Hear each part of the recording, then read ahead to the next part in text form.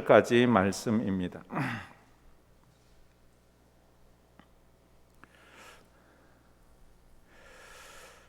스가랴 1장 1절부터 6절까지의 말씀 다 같이 읽겠습니다.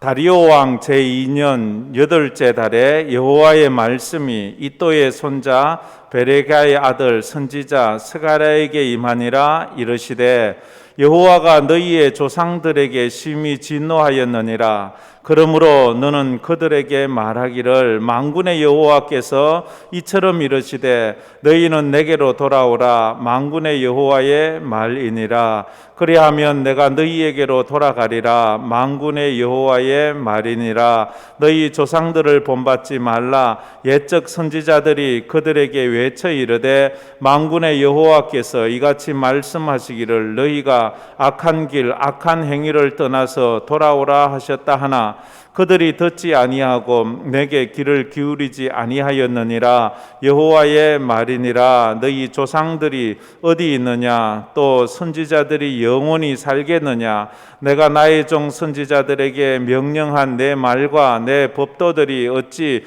너희 조상들에게 임하지 아니하였느냐? 그러므로 그들이 돌이켜 이르기를 만군의 여호와께서 우리 길대로 우리 행위대로 우리에게 행하시려고 뜻하신 것을 우리에게 행하셨도다 하였느니라. 아멘. 오늘은 스가랴 선지자에 대한 말씀을 서로 나누었으면 좋겠습니다. 스가랴 선지자는 환상을 본 기도 가운데 환상을 본 그런 선지자입니다. 신앙이라는 것은 이론이 아닙니다. 그래서 신앙생활은 머리로 하는 게 아닙니다. 신앙생활은 입술로 하는 것도 아닙니다. 신앙이라는 것은 삶으로 하는 것입니다. 우리가 살다 보면 우리 삶이, 여러분은 여러분의 삶을 다 이해하십니까? 다 이해가 되세요? 그래요. 삶은 다 이해가 되지 않아요. 이해되지 않는다고 나 이거 안 살아, 그거 없어요. 삶은 이해가 되든 안 되든, 논리에 맞든 안 맞든, 이치가 되든 안 되든 그냥 사는 거예요. 어떨 때 너무 답답하고, 어떨 때 너무 힘들어서 눈물도 나고, 어떨 땐 잠도 못 이루고, 그래도 삶은 사는 거예요. 믿음이라는 것은 내가 이해하지 못할 때가 참 많아요. 내가 해석되지 않을 때도 참 많아요. 그렇다고 나 이거 안 할래, 이게 아니죠.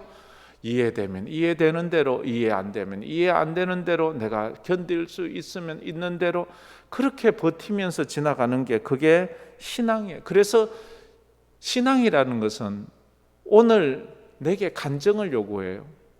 그것이 실패한 삶일 수도 있어요. 그것이 좀 부족한 삶일 수도 있어요.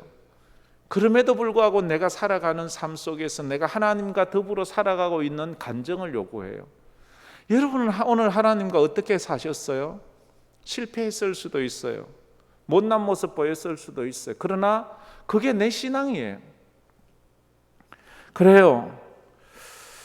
신앙생활은 한마디로 말하라 이러면 참 말하기 어렵지만, 그래도 사람마다 다르지만, 신앙생활을 한마디로 말하라 하면 신앙이란 기도 생활이라 이렇게 말할 수 있습니다. 기도하는 것이다.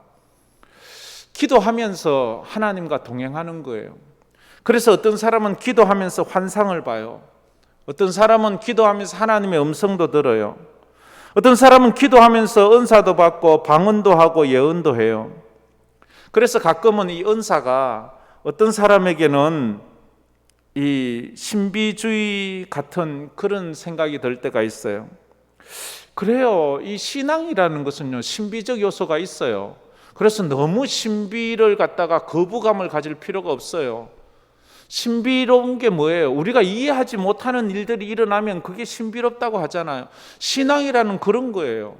그런 것들이 있어요. 그런 것들도 있다고요. 다 그런 건 아니지만 그런 것들이 있어요. 그래서 그런 것들이 있을 때 도리어 우리가 영적으로 더 풍성해지고 아름다워지는 거예요.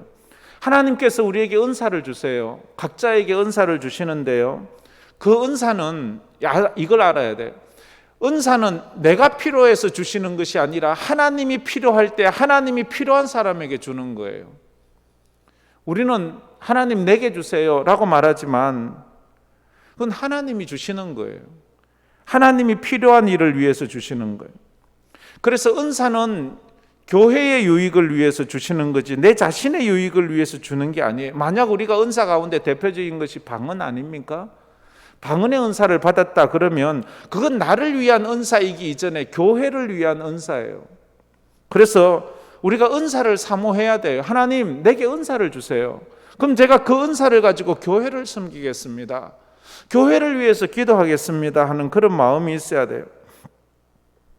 우리가 하나님 주신 은사가 방언이든 아니면 뭐 병 고치는 것이든 아니면 뭐 다른 예언하는 것이든 아니면 다른 어떤 것이든지 간에 섬기는 것이든지 뭐 이런 것이든지 간에 그런 은사를 주셨으면 그 은사를 사용할 때 영의 세계가 열린다는 것을 알 수가 있어요. 영의 세계는요 내 생각으로 들어갈 수 있는 곳이 아니에요. 영의 세계는 내 어느 능력으로 들어갈 수 있는 게 아니에요. 내가 아무리 열심히 말을 하고 저렇게 말한다고 영적인 세계로 들어갈 수 있는 게 아니에요. 영적인 세계는 하나님이 주신 은사를 우리가 활용하고 개발할 때 그것을 통해서 들어갈 수 있는 거예요. 그래서 은사는 모든 그리스도인이 다 받는 게 아니에요. 물론 모든 그리스도인은 구원을 받아요. 그렇다고 모든 그리스도인이 다 은사를 받는 게 아니에요. 은사는 하나님의 주권으로 주는 거예요. 주권이라는 것은 선물로 주시는 거예요. 선물은 누구에겐 줄 수도 있고 누구에겐 안 줄 수도 있어요. 그러나 구원은 다 주세요. 그래서 사모하는 자에게 또 하나님이 주실 수도 있어요. 방언의 은사는 결코 신앙이 깊은 사람에게만 주는 게 아니에요. 그 신앙의 깊은 그 순서대로 주는 것도 아니에요. 신앙이 성숙한 순서대로 주는 것도 아니에요. 믿음이 깊은 순서대로 주는 것도 아니에요. 어떨 때 보면 은사를 받았는데 아니 뭐 믿음도 별로 없고 신앙생활 한 지도 얼마 되지 않았는데 나이도 젊은데 은사를 주시는 경우가 있어요. 어떤 사람은 신앙생활 한 지도 오래되고 믿음도 좋고 정말로 신실한데도 은사를 안 주는 분이 있어요. 예로 방언 같은 경우에도 목사님들 중에 방언 안 받은 분들이 참 많아요. 그렇다고 목사님들은 믿음이 없나요? 필요한 사람에게 주는 거예요. 그런데 어떤 사람은요 예수 믿고 바로 한 달 만에 방언 받는 사람도 있어요. 그건 왜? 선물이기 때문에 그래요. 그건 하나님께서 또 그를 통해서 하려고 하는 일이 있기 때문에 그렇다 하는 것입니다. 방언은 다른 차원의 기도 생활을 하게 해요. 우리가 지금까지 내 생각과 내 어느 능력으로 하던 그 기도와 방언은 다른 차원의 기도를 하게 해요. 방언은 내 생각대로 기도하는 게 아니에요. 내 말로, 내 말에 조리 있는 말로 기도하는 게 아니에요. 내 언어로 기도하는 게 아니에요. 하나님의 생각으로, 하나님의 언어로, 하나님의 뜻을 따라 기도하게 하는 거예요. 그래서 내가 방언을 통해서 새로운 세계로 들어가는 거예요. 그래서 이것이 사모되잖아요. 그래서 은사는 사명이에요. 내게 어떤 은사를 주든지 그건 사명이에요. 사명은 사명대로 사용하라고 주시는 거예요. 사명을 주는데 사명을 안 쓰고 가만히 덮어놓는다? 그럼 그거 가져가세요. 뭐 병 고치는 은사든 뭐 섬기는 은사든 무슨 은사든 있는데 그걸 에이 안 쓸래 이거 뭐 별로 좋지도 않고 이러고 덮어놓으면 한참 있다 보면 그거 없어져 버려요. 그렇다고 구원이 없어지는 것 아니지요. 제가 왜 이런 말을 하는가 하면 이 스가랴에 대한 이야기를 하려고 지금 이런 얘기를 합니다. 스가랴는 어느 시대 사람인가 하면 지난주에 학개 선지자 설교를 기억하십니까? 학개 선지자와 같은 시대에 살았던 사람입니다. 학개 선지자는 어떤 시대에 살아요? 바벨론 포로 되어 가서 70년 동안 바벨론 포로를 하다가 이스라엘 백성들이 유다로 1차 돌아올 때 포로가 3차에 걸쳐서 붙잡혀가고 포로 귀환도 3차에 걸쳐서 돌아와요. 그 중에 1차 귀환 때가 바로 학개 선지자 때 1차 귀환을 해서 스룹바벨이 1차 귀환 때 지도자가 돼서 이스라엘 사람을 데리고 와서 거기서 뭘 해요? 성전을 먼저 져요. 하나님의 성전을 짓다가 그것이 멈추어져 버리고 멈추어진 지 16년 만에 학개 선지자가 예언을 해요. 하나님의 전을 지어라. 그때에 스가랴 선지자도 같이 하나님의 부름을 받은 선지자 활동을 하는 사람이었어요. 스가랴가 이제 학계와 같이 성전을 건축하라, 멈추어진 성전 건축을 다시 시작하라, 이 메시지를 주면서 그가 한 이 스가랴서를 보면, 스가랴서는 이 소선지서 중에서 가장 난해하고 가장 어렵다는 말씀이에요. 이 참 풀이가 좀 어려워요. 그래서 이 스가랴서에는 이 신약에 있는 요한계시록 같이 참 어려워요. 메시아의 초림과 메시아의 재림과 새 예루살렘까지 이 예언 안에 다 포함되어 있기 때문에 마치 요한계시록의 내용이 다 포함되어 있는 것처럼 그렇게 느껴지는 게 이 스가랴서예요. 그런데 왜 이런가 하면 스가랴 선지자는 기도를 하는데 하나님께서 그에게 환상을 보여주세요. 환상을 8가지나 보여주세요. 그 8가지 환상을 적어 놓았어요.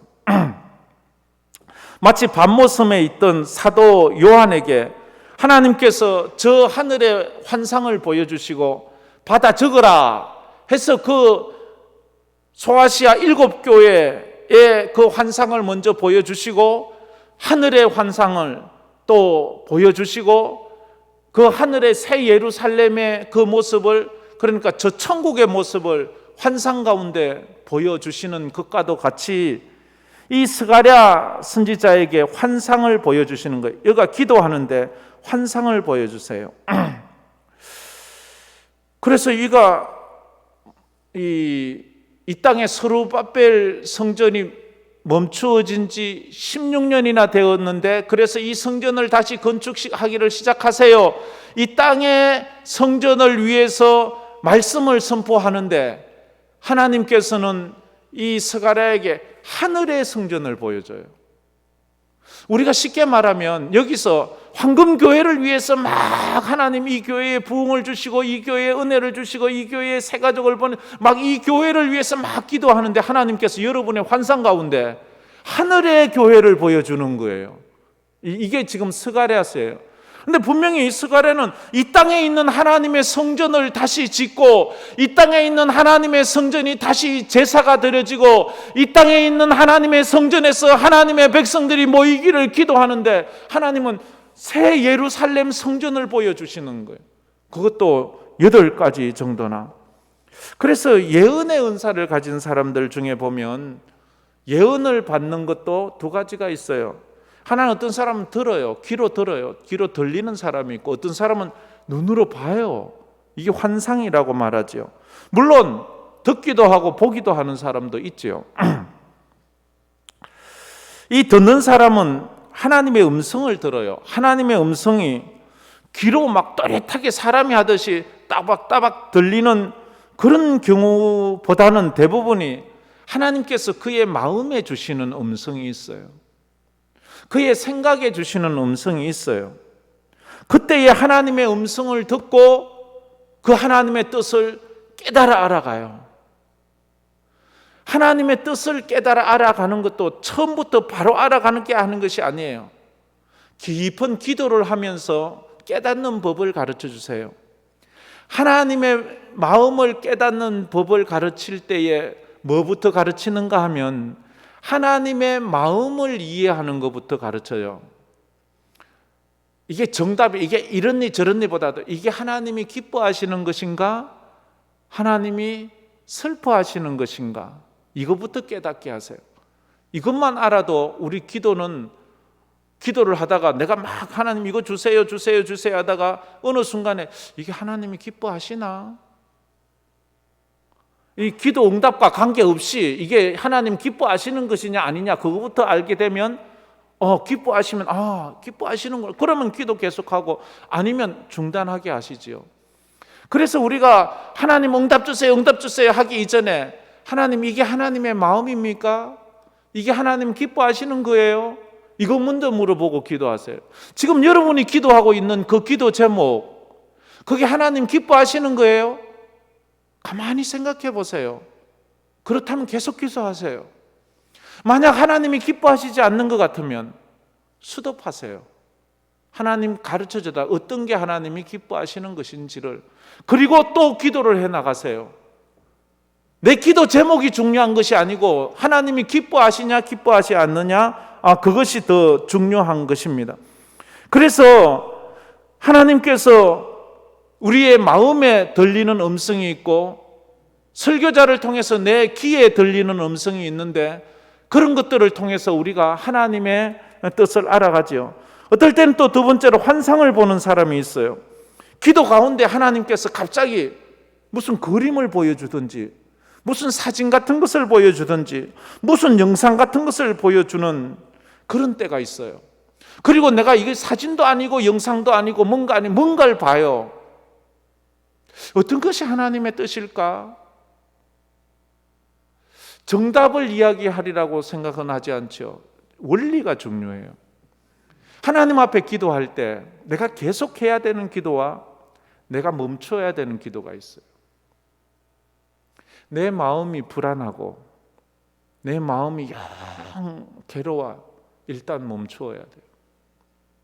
내가 기도하는데 내 마음에 평안이 와요. 내 마음에 기쁨이 와요. 내 마음에 감사가 와요. 그러면 계속하세요. 순교자들이요, 순교의 길을 갈 때 찬송하고 감사한 것은 기도하는데 하나님께서 그들의 마음에 평안을 주세요. 지금 죽으러 가는데 그 마음에 기쁨을 주세요. 그 마음에 찬송을 주세요. 그럼 계속 그 기도하고 그 길로 가는 거예요. 우리가 편안한 길로 가요. 출세의 길로 가요. 돈 많이 버는 길로 가요. 사람들이 박수치는 길로 가요. 근데 내가 그걸 위해서 기도하면 내 마음이 불안해. 내 마음이 편치 않아. 내 마음이 영 시원하지가 않아. 사람들은 복 받았네요. 잘 됐네요. 좋아요. 이렇게 말하는데도 내 마음이 편치 않아. 그러면 스톱하세요. 이 비즈니스에서 돈 많이 벌었네요. 높은 집을 지었네요. 큰 집을 지었네요. 그래도 내 마음이 불안해. 그럼 스톱하세요. 내가 초가상간에 살고 내가 지질이 복도 없이 사람들한테 놀림당하는 삶을 살아. 내가 거기가 그렇게 기뻐, 그렇게 평안해? 그럼 그 길 가세요. 사도 바울이 그렇게 살았어요. 하나님께서 우리에게 들려주시는 음성과 하나님께서 우리에게 보여주시는 환상, 그걸 세상 사람의 눈으로 보지 마세요. 예수님이 그래 사셨잖아요. 사도 바울이 그래 사셨잖아요. 사람은 돌을 떡을 만들어 먹으래요. 사람들에게 존경받으래요. 세상의 명예와 권세를 가지래요. 근데 예수님은 사단아 물러가라. 바울도 그가 태어나면서 가진 로마 시민권과 바리새인 중에 바리새인과 가말리알 문화에서 배웠던 그런 학식과 그가 가지고 있는 여러 가지 정치적 배경과 권력과 부귀 영화, 그게 너무 마음이 안을 그래서 배설물처럼 다 버리는. 그러니까 그 마음이 너무너무 기쁜 거예요. 그 마음이 너무너무 행복한 거예요. 인천에 가면 방주교회라고 있는데 감리교회예요. 그래서 우리는 잘 몰라요. 거기 목사님이요, 박보영 목사님인데 의사였다가 허랑방탕하게 살다가 어느 날 하나님을 만나요. 하나님을 만나고 하나님께서 다 버리고 나를 쫓아라고 말해요. 그래서 그가 의사로 살면서 벌었던, 하도 허랑방탕하게 살아서 더 많이 돈을 벌 텐데도 다 쓰고 남은 돈이 21억이 남았어요. 자기가 10원 한 장 안 하고 21억을 노숙자들 하는 사역에 다 주고는, 그래서 신학교 가서 목사가 됐어요. 근데 그렇게 행복해요. 노숙자들하고 살면서 그렇게 참 이건 이런 말 하면 목사 참 부끄러워요. 부끄러워. 근데 그분이 그렇게 행복하대요. 참 그거 보면 참 제가 부끄럽기 그지없습니다. 하나님의 응답 가운데 하나님께서 주시는 평안과 하나님의 기쁨이 있으면 여러분 그렇게 하시길 바랍니다. 아무리 좋아 보여도 여러분 마음이 불안하고, 그건 뭐예요? 내 속에 있는 성령이 기뻐하지 않는다는 거예요. 그러면 멈춰서세요. 그래서 우리는 하나님 앞에 하나님 응답 주세요 할 때 그것에 대한 yes, no보다도 이게 하나님이 기뻐하시는 겁니까? 이게 하나님이 기뻐하지 않는 것입니까? 그것을 먼저 물어야 돼요. 하나님은 스가랴가 위해서, 하나님을 위해서, 성전을 위해서 기도하는데 8개의 환상, 종말론적 환상을 보여줘요. 하나님의 백성들이 회복이 되고 열방이 심판받는 것을 보여줘요. 스가랴 선지자를 보면서 이게 굉장히 난해해요. 어려워요. 요한계시록보다도 더 어려운 것 같아요. 그래서 이걸 다 우리가 낱낱이 이렇게 알려고 하지 말고 전체의 흐름을 알면 더 좋을 것 같아요. 이 스가랴 선지자가 우리에게 주는 메시지가 뭔가 하면, 누구나 다, 우리도 하나님의 환상을 볼 수 있다는 거예요. 누구나 다 환상을 이 스가랴 선지자도 자기가 처음부터 환상 보여달라고 기도한 게 아니에요. 하나님의 성전을 짓기 위해서, 그 성전을 위해서 기도하다 보니까 하나님께서 새 예루살렘을 보여주면서 그 종말론적 환상을 8번이나 거듭거듭 보여줘요. 그래요.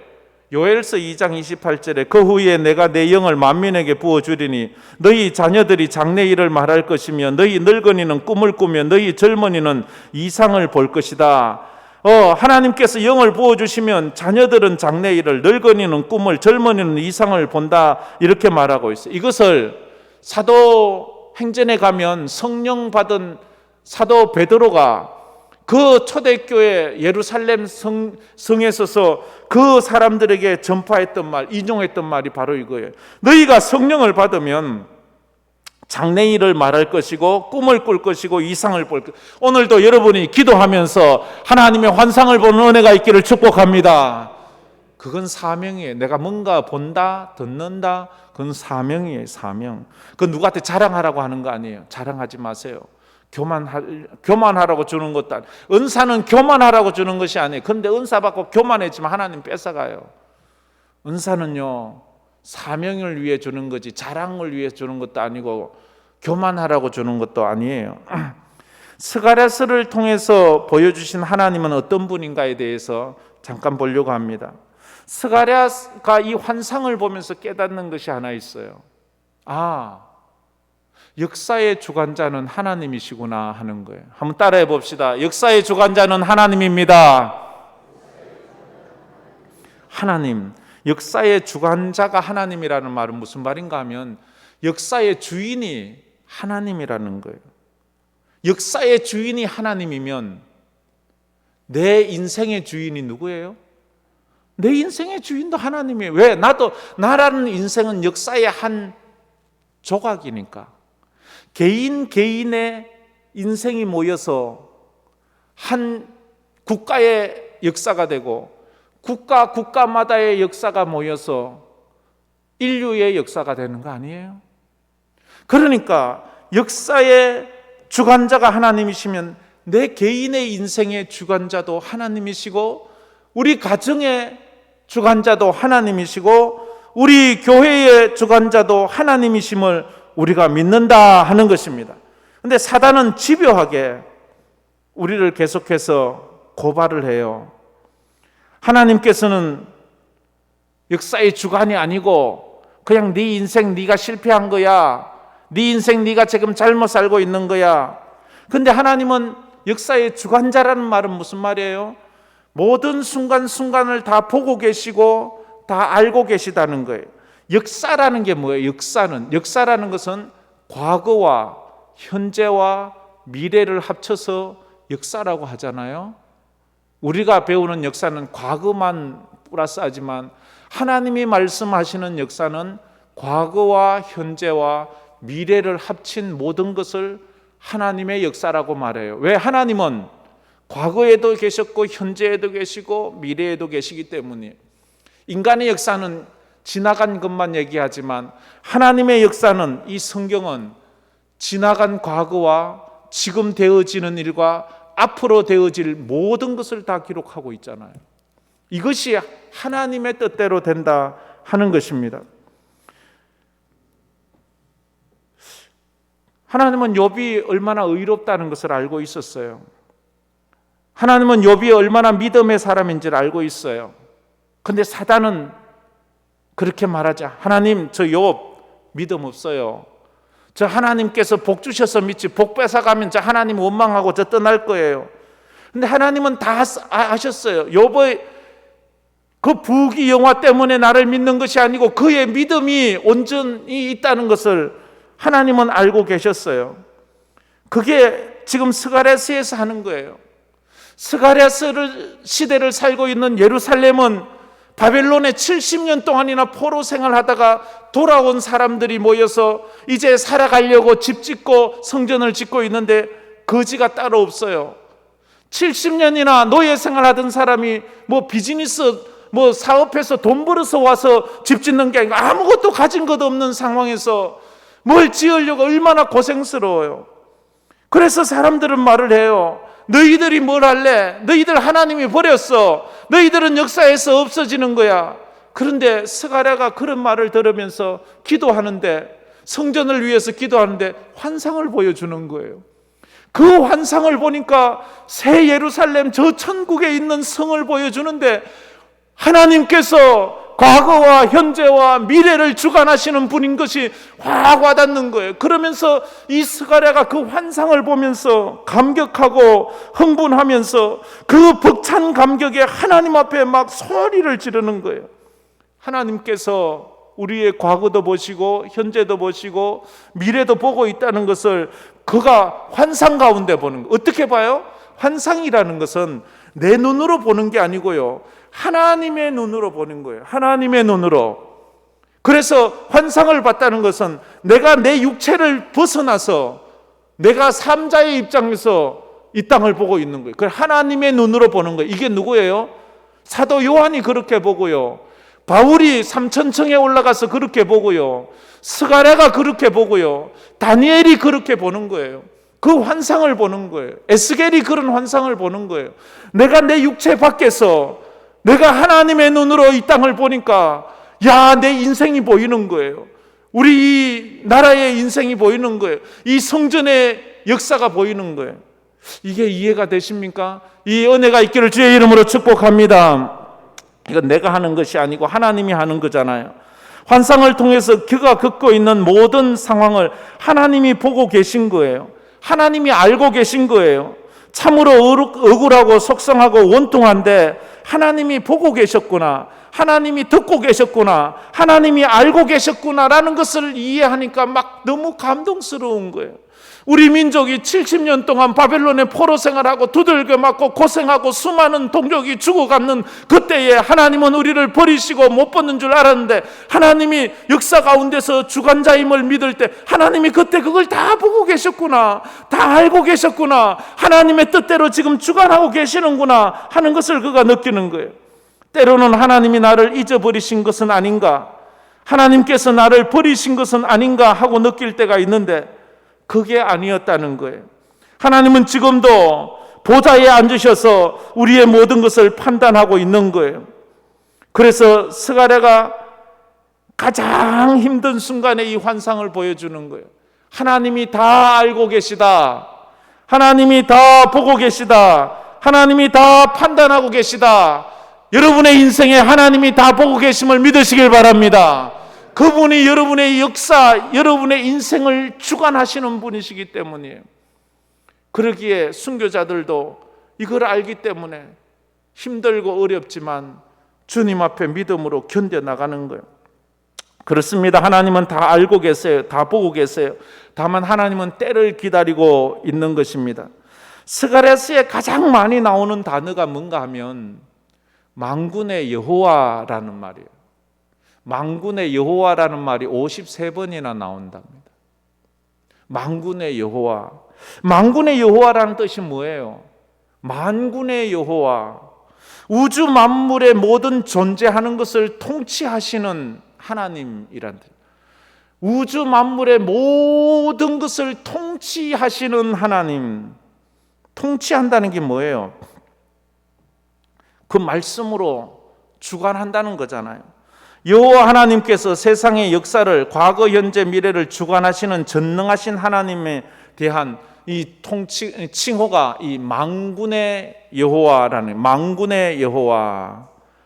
그래서 이 만군의 여호와 하나님은 역사를 주관하시는 하나님입니다. 둘째로 스가랴가 깨달은 것은 만군의 여호와 하나님은 지금 기다리고 있다는 거예요. 기다리고 있다는 거예요. 오늘 1장 3절에 보면 그러므로 너는 그들에게 말하기를 만군의 여호와께서 이처럼 이르시되 너희는 내게로 돌아오라. 만군의 여호와의 말이니라. 그러면 내가 너희에게로 돌아가리라. 만군의 여호와의 말이니라. 만군의 여호와라는 칭호를 쓰면서 돌아오라는 말은 무슨 말이에요? 내가 기다리고 있다 이 말이에요. 마치 탕자를 기다리는 아버지의 마음 같이 탕자를 기다리는 아버지의 마음으로 하나님께서 이스라엘을 지금 기다리고 있다는 거예요. 이스라엘에 뭘 기다릴까요? 성경에 보면 그들의 마음을 기다리고 있어요. 그들은 늘 몸은 와 있어요. 근데 마음이 오지를 않아요. 성전 마당만 밟고 가는 거예요. 성도들이 하나님 앞에 몸은 와요. 근데 마음이 오지 않아요. 하나님은 지금 마음을 기다리고 있는 거예요. 하나님은 말해요. 네 마음을 다오 라고 말해요. 잠언 23장 26절에 내 아들아 내 마음을 내게 주며 내 눈으로 내 길을 즐거워할지어다 라고 마음을 달래. 마음. 두 번째로는 예배 자리로 돌아오라고 말해요. 성전을 건축하고 빨리 그 예배 제사 자리로 돌아오라는 거죠. 우리가 참된 예배를 드리기를 원하세요. 수가성 우물가에 만난 그 여인에게 전 지금도 잘 이해가 되지 않아요. 목사라서 설교는 하는데 어떨 땐 이해 안 되는 것도 설교할 때가 있어요. 그 중에 하나가 수가성 여인에게 예수님이 한 말이에요. 수가성 여인에게 예수님 무슨 말을 해요? 하나님은 영이시니 예배하는 자가 영과 진리로 예배할지니라. 이걸 무슨 제사장에게 한 말이 아니에요. 수가성 여인이 어떤 사람이에요? 남편이 5 있고 지금 있는 6번째 사람도 자기 남편이 아닌 그 이 창기 같은 여인에게 이런 얘기를 했어요. 오늘도 하나님은 우리에게 말해요. 예배를 드리라고 말해요. 예배 자리로 나오라고 말해요. 우리는 예배하지 않을 때가 참 많아요. 온전한 예배를 드리지 않을 때가 참 많이 있어요. 그래서 하나님 만군의 여호와 하나님은 기다리시는 분이에요. 그 기다리시는 하나님께 나아가면 어떻게 돼요? 마지막으로 하나님은 불가능한 것을 회복시키는 분이십니다. 할렐루야. 이게 3장 2절에 있는데 우리 3장 2절 말씀은 다 같이 한번 펴서 읽어볼까요? 스가랴서 3장 2절 말씀.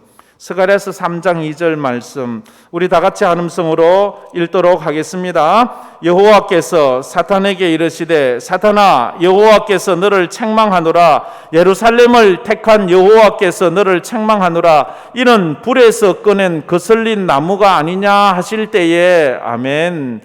이게 무슨 말이에요?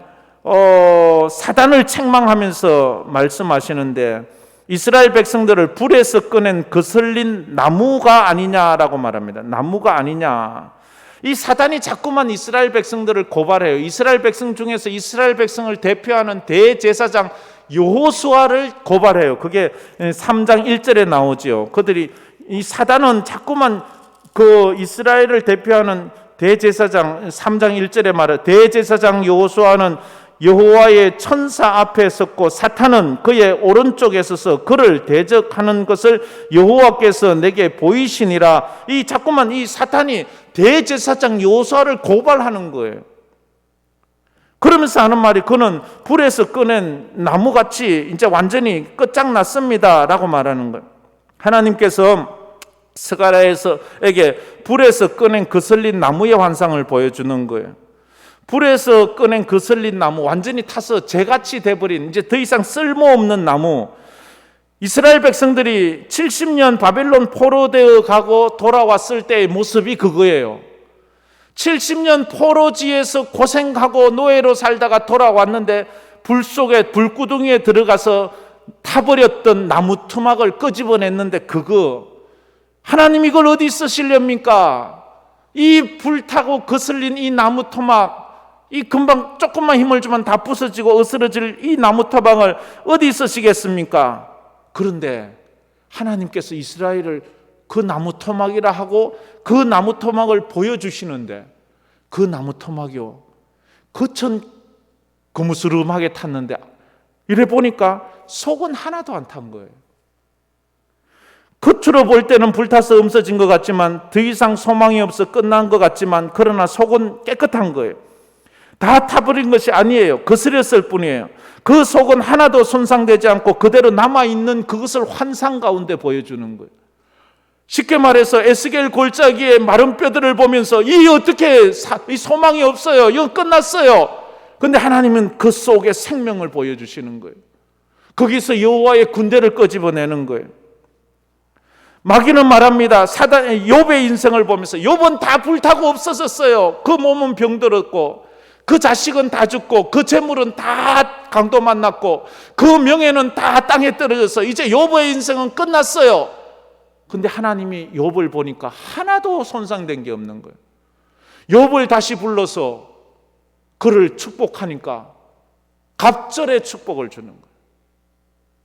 이게 놀라운 거예요. 사단은 십자가에 못 박혀 죽은 예수를 보면서 끝났어요, 죽었어요, 이제는 저는 지옥에 떨어졌어요.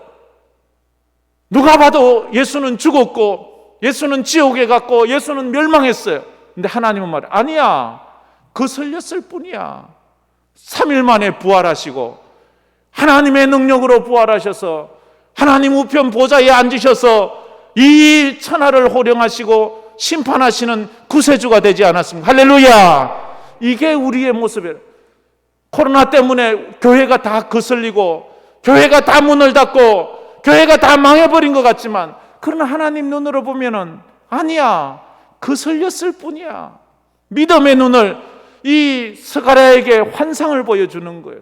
스가랴에게 이 환상을 보여주니까 그가 얼마나 기뻐해요. 할렐루야, 하나님 살아계셨군요. 하나님이 하시는군요. 하나님이 하시는군요. 이것을 그가 고백할 수밖에 없는 거예요. 세상은 끝났다 말합니다. 세상은 이제 소망이 없다 말합니다. 나사로가 죽은 지 나흘이나 되었고 무덤 속에 넣었고 썩는 냄새가 납니다. 근데 예수님은 뭐라고? 아니야, 나사로야 나오라. 나사로 속에 생명을 보시는 거예요. 여러분 인생이 끝났다고 말하지 마십시오. 주님이 오셔서 말씀하시고 주님이 여러분에게 환상을 보여주시면 여러분 인생 속에서 어떤 일을 준비하시는지 역사의 주인 되신 그 주님이 보여주실 것입니다. 여러분의 과거와 여러분의 현재와 여러분의 미래를 통해서 하나님이 하실 일들을 보여주실 거라는 거예요. 기도를 통해서 여러분이 하나님의 음성을 듣고 여러분이 하나님의 환상을 한번 경험해 보세요. 그래서 스가랴는 환상 가운데 이것을 보여. 그러면서 스가랴서 3장 3절부터 5절에 뭐라고 말해요? 3절부터 5절에 이런 말씀이 있죠. 여호수아가 더러운 옷을 입고 천사 앞에 서 있는지라 여호와께서 자기 앞에 선 자들에게 명령하사 그 더러운 옷을 벗기라 하시고, 또 여호수아에게 이르시되 내가 내 죄악을 제거하여 버렸으니 내게 아름다운 옷을 입히시리라 하시기로, 더러운 옷을 벗기고 아름다운 옷을 입히는 거예요. 5절에 내가 말하여 정결한 관을 그 머리에 씌우소서 하며 곧 정결한 관을 그의 머리에 씌우며 옷을 입히고 여호와의 천사는 곁에 섰더라. 더러운 누더기 옷을 다 벗기고 거기에 아름다운 옷을 입히고 정결한 관을, 이게 뭐예요? 이 무슨 얘기예요 지금? 누가복음 15장에 나오는 탕자 이야기잖아요.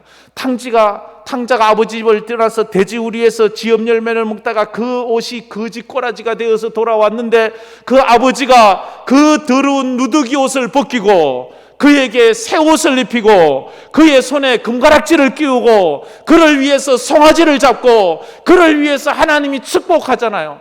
탕자는 끝났지만 그러나 끝난 게 아니에요. 하나님께서 하시기 때문에 예수 앞에 나오면 우리의 모든 죄가 사하고 정말로 하나님의 은혜를 경험하는 거예요. 주의 보혈로 씻어주시고 예수로 옷 입혀주는 거예요. 예수 앞에 나오면 모든 죄 사하고 주의 품에 안기어 편히 쉬리라. 주님 앞에 나오면 끝난 인생 같은데 하나님이 환상을 보여주시고 그를 빚어서 하나님의 사람으로 사용하는 것입니다. 오늘도 우리가 이 저녁에 기도할 때에 이 스가랴의 환상이 우리 교회에 있기를 주의 이름으로 축복합니다. 나는 이 땅을 위해서 기도하는데 하나님은 천국을 보여주세요. 하나님은 나를 위해서 기도하는데 하나님께서는 나는 나를 위해서 기도하는데 하나님은 하나님의 큰 역사 속에서 나를 어떻게 사용하시는지 보여주시는 거예요. 그래서 정말로 스가랴가 받은 은혜가 있었으면 좋겠습니다. 역사의 주관자는 하나님이시다. 하나님은 기다리고 계신다. 돌아오는 자에게는 회복시켜 주신다. 이것을 깨닫기를 주의 이름으로 축복합니다. 마지막 날에 우리 이 찬양 한번 부르면서 우리 기도하며 나갔으면 좋겠습니다. 우리 인터넷으로 함께 하는 분들도